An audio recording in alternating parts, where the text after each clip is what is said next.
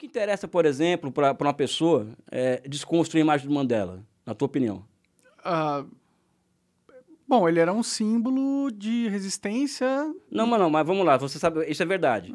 Aí você entra no Twitter de uma pessoa dessas aí e você vê um thread sobre o Mandela.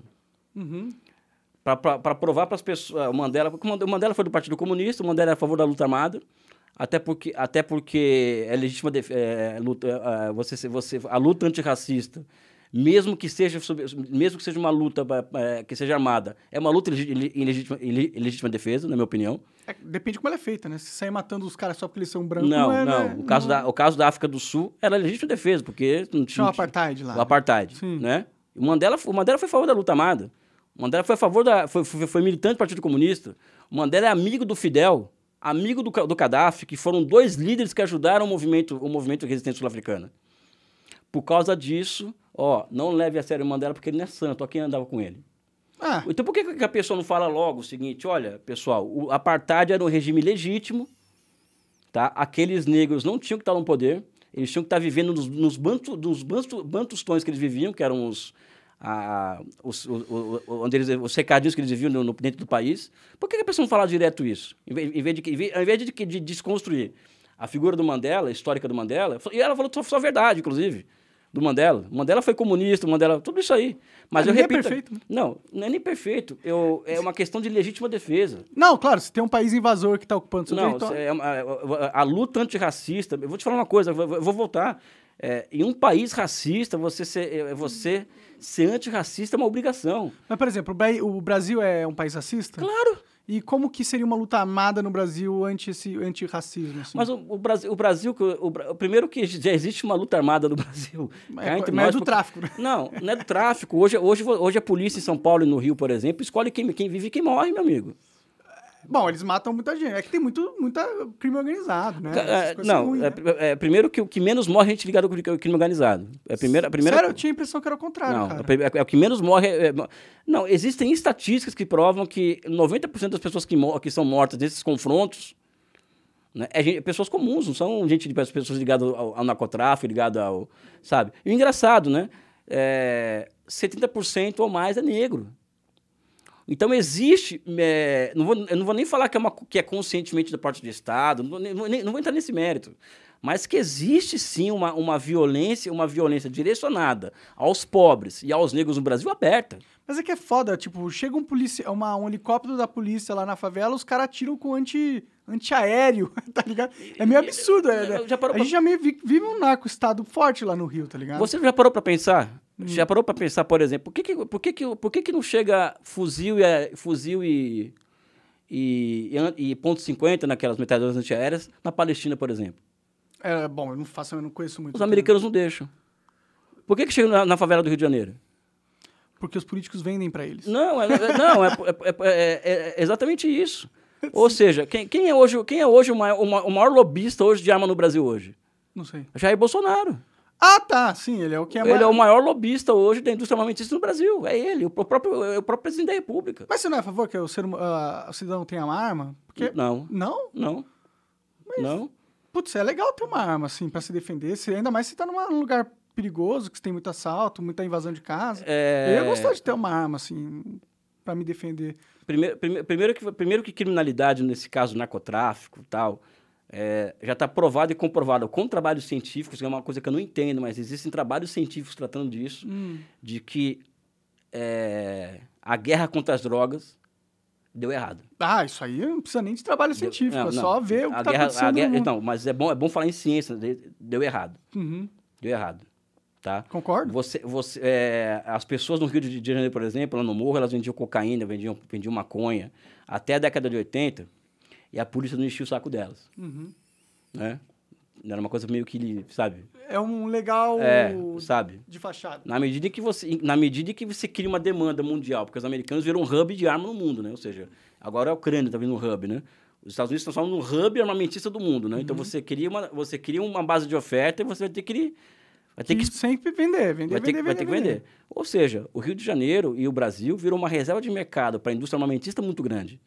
Então, as polícias militares passaram a se armar até os dentes para enfrentar o inimigo, estava ali parado no canto dele. Entendeu? Quando, na verdade, você seria muito fácil acabar com você enfrentar o narcotráfico por duas vias. Primeiro, legalização das drogas? A legalização de maconha, pelo menos. Cocaína também. Não, pode ser cocaína. Se liberar cocaína, não resolve, porque tá. cocaína dá muito dinheiro. Se você liberar cocaína, você quebra a base material do narcotráfico também. Eles não tinham dinheiro. Segundo. Ter dinheiro da onde? Segundo, finança, meu amigo. Porque o problema não é o cara que vende ali aquele troquinho ali, o problema é a finança. Se você rastrear as operações, usar o COAF, por exemplo, você rastreia e você chega de onde vem a grana, entendeu? Sim, pega pro Estado. Né? Não. Você pega... Sequestra a grana. Sabe, você mexe no sistema financeiro. Sim. O PCC tem muita empresa você também. economiza bilhões de reais em armas, em equipamento para a polícia, se você fizer isso. Ah, sim. Eu acho o que acontece no Brasil hoje é uma tragédia. Essa guerra contra as drogas faz com que muitos policiais morram também, todos os dias. Não, sim, exatamente isso. É colocar a população contra ela mesma. É quase uma guerra civil. É uma guerra civil que a gente tolera. 60 mil mortes mas é uma guerra civil. O Brasil mata mais que... O Brasil se matou... Vamos pegar a Síria, por exemplo, começou a guerra civil em 2011 até hoje, né? E pega o Brasil. O Brasil morreu mais gente por arma de fogo que a Síria, meu amigo. Não, sim. Sabe? Então, agora, a liberdade das pessoas terem arma. Pessoal, eu não consigo conceber como ser humano e humanista que eu me vejo, alguém trabalha que é posse de ter que matar uma outra pessoa em dada situação. Porra, você tem mulher, certo? Chega um cara na tua casa lá, armado. Ele quer estuprar a tua mina. Você não ia querer ter uma arma? Eu ia querer ter uma arma, mas qual que é a porcentagem vamos pegar os crimes do Brasil, qual que é a porcentagem de crime que é exatamente esse roteiro? O cara invade uma casa. Eu não sei. Quantos crimes não, de estupro porcentagem, por mês aí? Não, porque que acontece? Eles se pegam o pessoal que defende o armamentismo, de armar a população, não sei o que, a liberdade de armar a população, porque no fundo não é armar a população para se defender de bandido, tá? Só tem isso daí. Não, é para se defender do Estado também. É para defender a propriedade privada. Também. Ou seja, é isso que eles querem. Porque eu vejo a propriedade privada como algo histórico, ou seja, vai chegar uma hora que vai ter que ser substituído por outra coisa. Eles veem como algo sagrado. Entendeu? Por que vai ter que substituir? Pelo quê? É que se não é privada, é de algum ente, né? Público. Aí tudo vai ser dos caras que comandam o Estado? Eu não acho uma boa ideia isso aí. Na China tá funcionando. Mais ou menos, né? Mais ou menos não. O país cresce há 40 anos. Agora tá indo pro caralho, né? Tá com crise lá pra cacete. Crise? O PIB deles caiu pra cacete. Crescer 3% ao ano. Pra quem tava acostumado a crescer 30%. Só que eles escolhem como crescer hoje, Monark. A China hoje, ela reuniu condições institucionais, políticas e mecanismos de planejamento econômico e de utilização para fins de planificação da economia, de inovações tecnológicas disruptivas, como o 5G, o Big Data, a inteligência artificial, que eles escolhem como crescer hoje, cara. Eles podem... Mas se eles escolhem como crescer, por que eles estão escolhendo 3% só? Por que não 20%? Não. Porque não precisa crescer 20%. Tem muita gente na pobreza ainda lá, pô. Não, a pobreza extrema foi eliminada na China. Bom, eu não sei os dados, mas eu sei que tem muita gente lá, né? Tem quase 2 bilhões de gente. Tem 1,4 bilhão. A pobreza extrema foi eliminada. Extrema. Sim. O que, para mim, é um feito semelhante ao que a chegada do homem na Lua... Um país com aquelas condições geográficas, com 4 bilhões de habitantes, e um país que teve 2 mil greves de... 2 mil... A gente pode confiar nas estatísticas? Eu não confio nem nas estatísticas dos Estados Unidos. Você acredita nas estatísticas do Banco Mundial e do FMI? Não acredito em nenhuma estatística. Não, eu acredito. O Banco Mundial e FMI eu acredito. Você acredita? Acredito. O Banco Mundial e FMI são 2 bases de dados que eu utilizo nas minhas pesquisas. Tá? E quem alimenta o Banco Mundial e FMI de dados? São os birôs de estatísticas de cada país.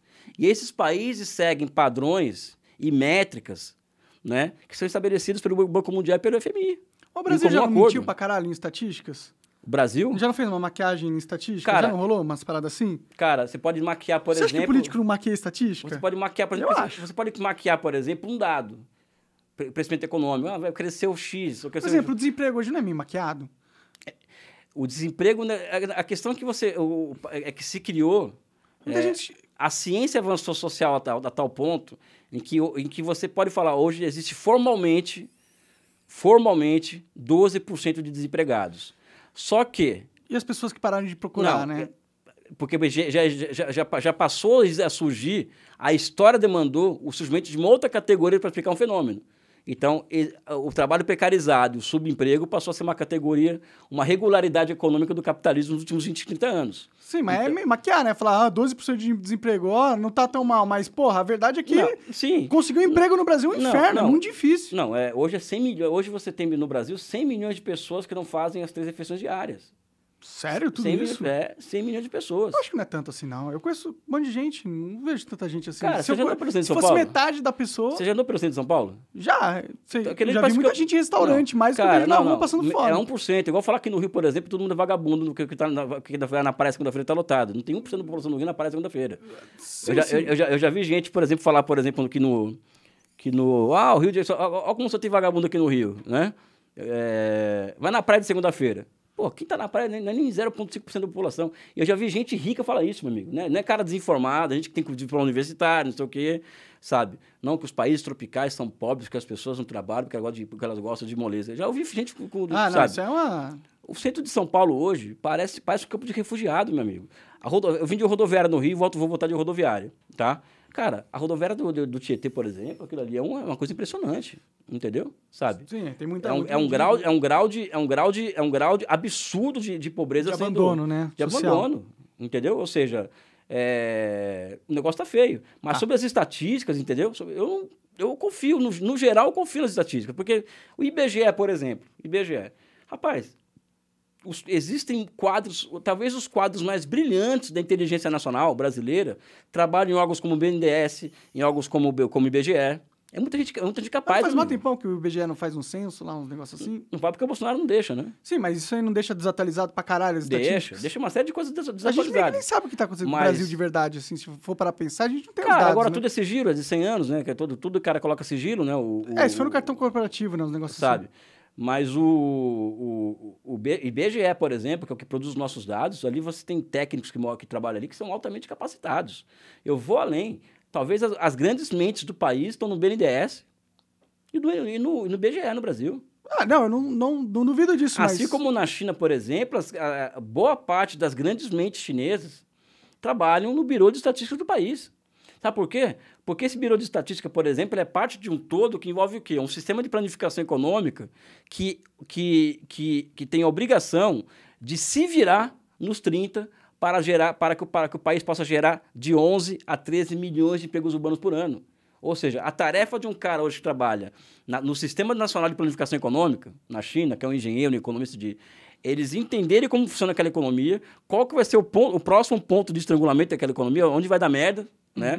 Eles conseguirem prever isso, né? E entregar para o Estado quais são as inovações necessárias institucionais, as medidas que têm que ser feitas para aquilo ser desatado e para que o país possa gerar de 11 a 13 milhões de empregos ao ano. Ou seja, isso não é brincadeira, meu amigo. Você acaba de assistir um corte do Monarch Talks. Agradeço demais, mas se você quiser ver o vídeo na íntegra e acompanhar ao vivo todas as transmissões, você tem que ir lá no rumble.com/monarch para não perder nada. Segue a gente lá.